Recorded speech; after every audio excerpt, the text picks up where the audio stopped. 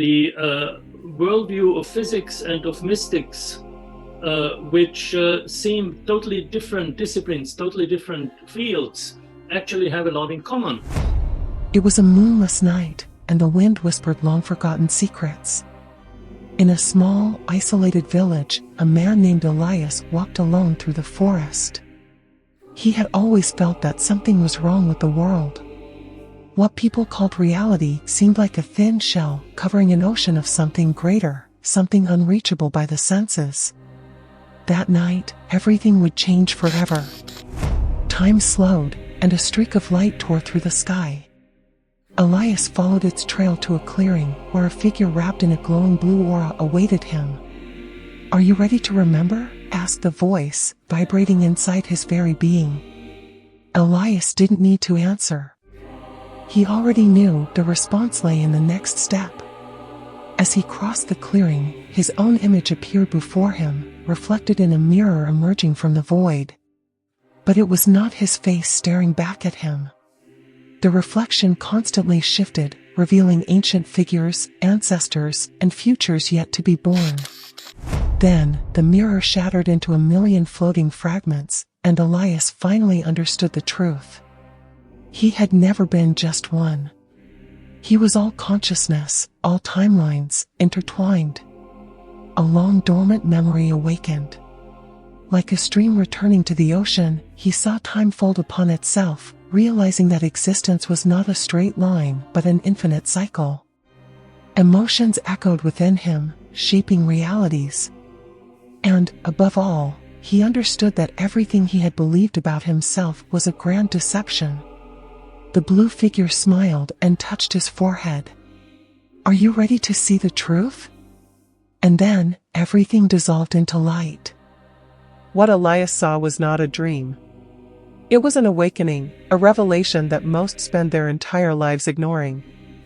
Because, just like Elias, you, too, have always felt that something is wrong with what you've been taught about life, time, and who you really are. But the truth has always been hidden in plain sight.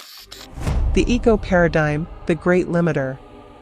From the moment we are born, an entire world is constructed around us. Name, culture, beliefs, expectations, everything carefully structured to convince us that we are isolated individuals, separate from the whole. But this separation is merely an illusion. The ego, that persistent voice that insists on defining us through memories and comparisons, is a program, a veil that prevents us from seeing our true nature. As Fritjof Capra, renowned physicist and author of the Tao of Physics, explains, both quantum physics and spiritual traditions point to an interconnected reality where everything is part of the same unified field. Yet, the ego acts as a filter, restricting our perception. It convinces us that we are only this body, only this name, only this moment. But modern physics demonstrates that the particles composing us are not stable, that nothing solid or permanent exists in our physical identity. Every cell in your body is replaced every few years, so who are you, if the body you had in childhood no longer exists? The answer is unsettling: you have never been just a body. You are consciousness. And yet, the ego keeps us trapped in this limited identity, feeding on the fear of change, attachment to materiality, and the belief in separation. It makes us believe that the universe is something external, distant, something that happens to us, rather than through us. But this is just a story created by the mind. Quantum physics has already demonstrated that the observer and the observed are inseparable. What you perceive is, in reality, shaped by your perception. The ancient spiritual masters knew this long before modern science began to confirm it. In the East, it is taught that the ego is merely an illusory veil, a temporary program created to allow individual experience within matter. But when we believe the ego is all that we are, we become prisoners of this illusion. Duality, the constant struggle between me and the other, right and wrong, gain and loss, exists only because the ego needs this separation to survive. But the truth is that there is no real separation. Everything that exists is consciousness experiencing itself in different forms. Imagine a river flowing toward the ocean. It may think of itself as something separate, distinct from the vast blue expanse before it. But the moment it surrenders, it realizes that it has always been the ocean. The ego is like that river before surrendering. It fights, resists, believes it must maintain its form and individuality. But, just like the river, our true essence is not limited to this passing identity. Our consciousness is part of something much greater, infinite and timeless. Breaking free from the ego does not mean destroying it, but rather transcending it. It means understanding that the ego is merely a role, a temporary mask we wear to navigate this reality. But you are not the role you play. You are the one who observes, the one behind the thoughts, the emotions, the stories. And the moment you recognize this, the game changes. What once seemed solid dissolves. What once seemed limited expands. And then, finally, you remember who you really are.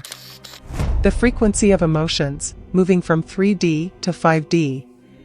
If everything in the universe is energy, then your emotions are no exception. Every thought, every feeling you generate emits a frequency. And that frequency shapes the reality around you.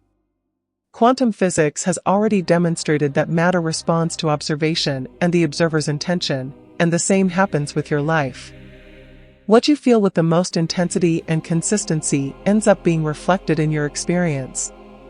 If you vibrate in fear and scarcity, the universe responds by creating situations that reinforce those same emotions. If you vibrate in love and expansion, your reality aligns with that vibration. The third dimension, 3D, is characterized by attachment to materiality and the belief in separation. In it, emotions operate reactively. We feel something in response to external events. If something bad happens, we feel fear. If something good happens, we feel joy. But this is the most primitive way of interacting with reality. When we begin to understand the vibrational nature of emotions, we realize that we can reverse this process. Instead of reacting to the world, we start creating our reality from the emotional state we choose to sustain. This shift in perspective is essential for the transition to the fifth dimension, 5D, where consciousness expands, and reality creation becomes intentional. In a higher vibrational state, we understand that our emotions are not just responses to events, but creative forces. Emotions like gratitude, love, and joy do not just make us feel good, they literally alter the frequency of our energy field, attracting circumstances and experiences aligned with that energy. As Fritjof Capra explains, ancient spiritual traditions have known this for millennia. The masters of the East taught that our emotions are not merely internal aspects, but frequencies that interact with the fabric of the universe. This is the foundation of the law of attraction, conscious manifestation, and spiritual ascension. What we deeply feel becomes the reality we live in. If we cultivate elevated emotions, we elevate our consciousness beyond the limitations of the third-dimensional world. In practice, this means that every emotion you choose to sustain is a step on the vibrational ladder between 3D and 5D. Feelings like fear, guilt, and resentment keep you trapped in the density of the third dimension. But feelings like compassion, forgiveness, and enthusiasm raise your vibration, allowing you to access expanded states of consciousness. It's not about ignoring negative emotions, but about recognizing their power and consciously choosing which frequency you want to emit into the universe. The transition to 5D is not something external, nor a future event. It is an internal change, a vibrational realignment. As you become more aware of the frequencies you emit, your perception of reality changes. What once seemed like a solid and unchangeable world reveals itself to be a field of infinite possibilities, where your emotions are the key that opens doors to new realities. The conscious universe, everything is information. The universe is not a cold, impersonal machine, as materialistic science suggested for centuries. It is alive, intelligent, and conscious. Quantum physics and spiritual traditions converge on the same truth: everything is information, or rather, information, because it does not just transmit knowledge but also shapes reality. As Fritjof Capra explains, the discoveries of quantum mechanics shattered the mechanistic view of the world and revealed an interconnected universe, where consciousness plays a fundamental role in the creation of matter. Quantum mechanics, and its deep understanding of reality, have led to significant technological advancements. In fact, the only reason you are able to hear my voice right now is because of what we know about quantum physics. Yet, for some reason, they don't want you to use this same knowledge to evolve your perception of who you believe you are, and, in doing so, achieve significant progress in all areas of your life. They want you to think that understanding reality at its core only serves to develop technology, but, according to them, it has nothing to do with who you are. The ancients knew otherwise. Civilizations like the Vedic sages of India and the Taoists of China understood that everything in the universe is a dynamic flow of energy and information. This idea was reinforced by modern science when quantum field studies demonstrated that matter is composed of vibrational patterns, not solid particles. This means that what we call reality is actually a continuous process of information organization, where the observer's consciousness collapses probabilities into concrete experiences. If everything in the universe is information, then you are not separate from it, you are part of the creation process. The physicist David Bohm referred to this as the implicate order, suggesting that there is a deeper level of reality where everything already exists in potential, waiting to be manifested by our consciousness. This concept aligns with ancient teachings, which have always emphasized that the external world reflects the internal vibration of the mind and heart. You are not merely a spectator of life, you are the source code behind the experience you live. The key question, then, is, what kind of information are you sending into the universe? Your thoughts, beliefs, and emotions are not just internal reflections, they are energetic impulses that influence the quantum matrix of reality. Just like a radio frequency, your vibration determines the station you tune into. If your mind is filled with fear and limitation, the universe will mirror those energies back into your experience. But if you shift your vibration to love, gratitude, and expansion, reality reorganizes itself in your favor. This explains why some people seem to live lives filled with synchronicity and ease, while others experience only resistance and chaos. It's not chance. It's vibrational resonance. The universe does not respond to what you want, it responds to what you are. If you desire transformation, the change must not begin outside, but within you. By adjusting your internal frequency, you reprogram the information that the universe receives and manifest a reality aligned with your true purpose. This is the key to understanding the mechanics of existence. The universe is a field of infinite possibilities, and your consciousness is the factor that collapses those possibilities into specific realities. The illusory perception of time, infinite possibilities. Time is an illusion. It always has been. But from an early age, we were taught that it is a straight line, past, present, and future, following an unchangeable sequence. This is merely a mental convention. Modern physics has already demonstrated that time is not absolute, but rather relative to the observer's perception. What you call the past still exists, the future is already happening, and the present is not a fixed point, but a constant flow of possibilities. The universe does not follow a linear clock. It is a quantum motion of simultaneous events. At the subatomic level, particles do not have a defined location or trajectory until they are observed. They exist in a state of potentiality, capable of being in multiple places at once. Time, as we understand it, only emerges because our mind organizes it in a linear fashion. But if the foundations of matter do not obey this logic, why should our lives? The concept of a continuous temporal flow is just a convenient model for our three-dimensional experience. On a deeper level, time folds, overlaps, and manifests according to our consciousness. This means that your relationship with time does not have to be passive. If the past and the future coexist in the now, then you have access to all possible versions of your reality. Your mind can rewrite past events and create alternate futures based on the vibrational state you choose to sustain in the present.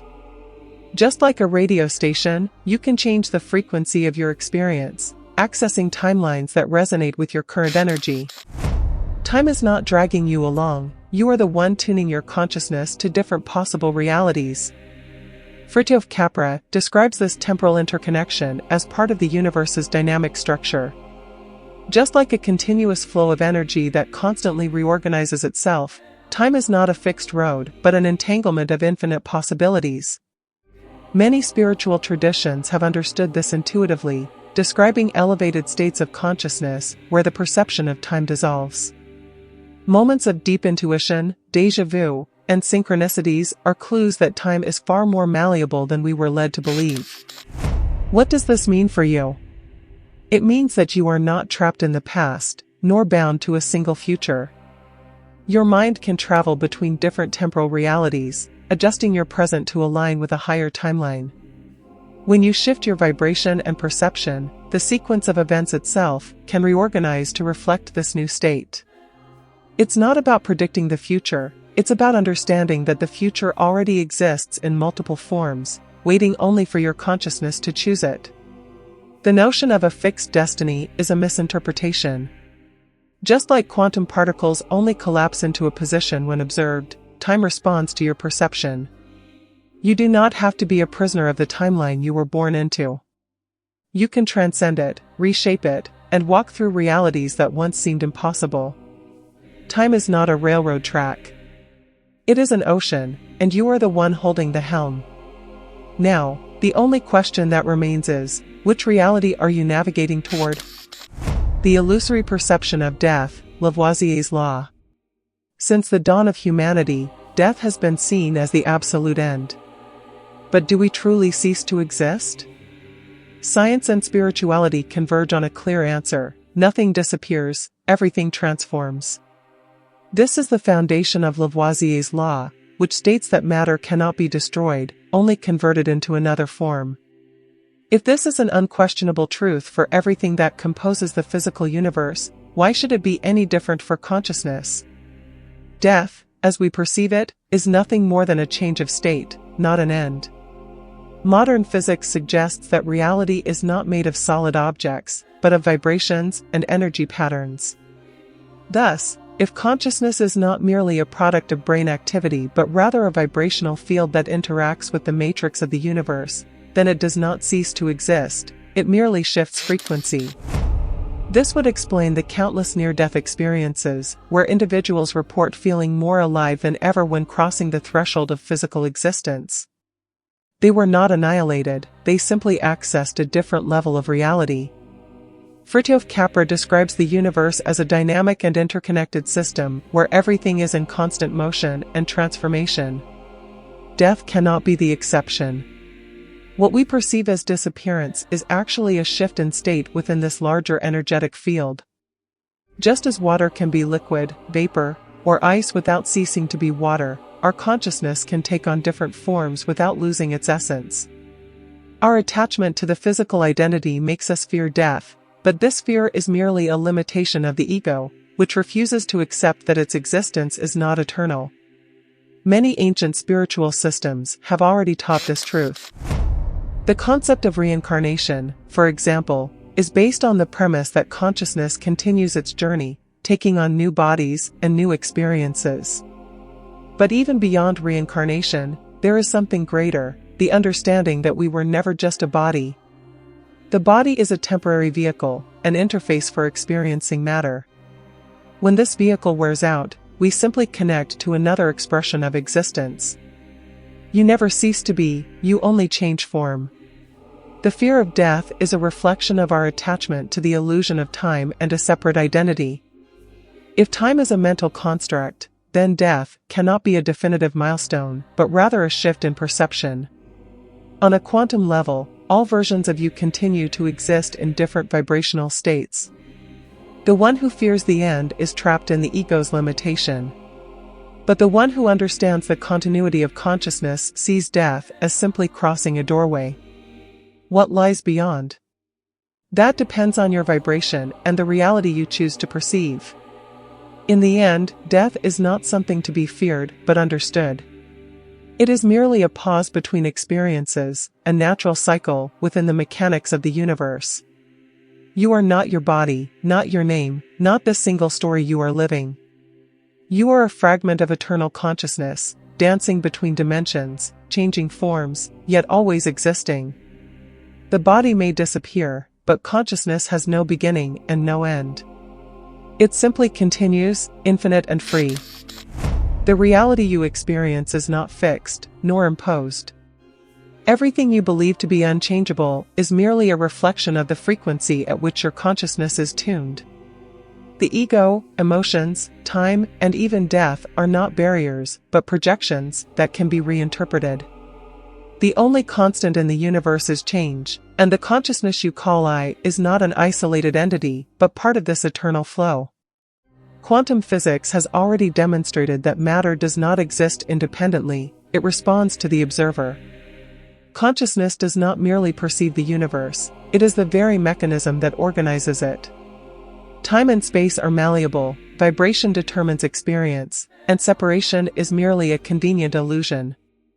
The universe does not happen to you, it happens through you, and every thought you sustain is an act of creation.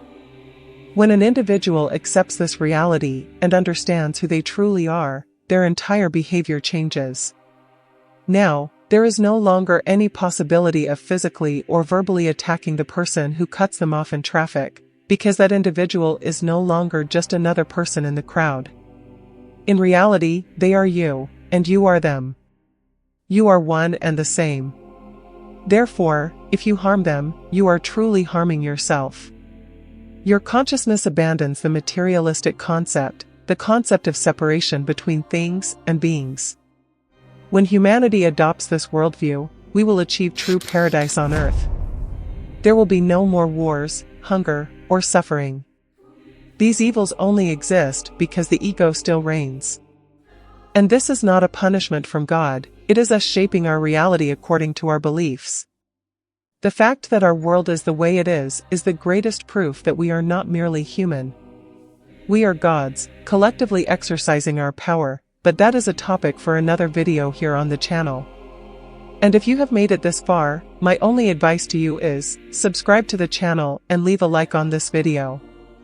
This is the place where people who seek to reach their highest point, their zenith, come together. So, become an Zenither as well and learn the concepts that will shape your reality. There is no beginning. There is no end. There is only consciousness, infinitely reorganizing itself, playing at existing in different forms, perspectives, and dimensions. What you call life is merely a fraction of something much greater. You are not here to find a purpose. You are the purpose, experiencing itself.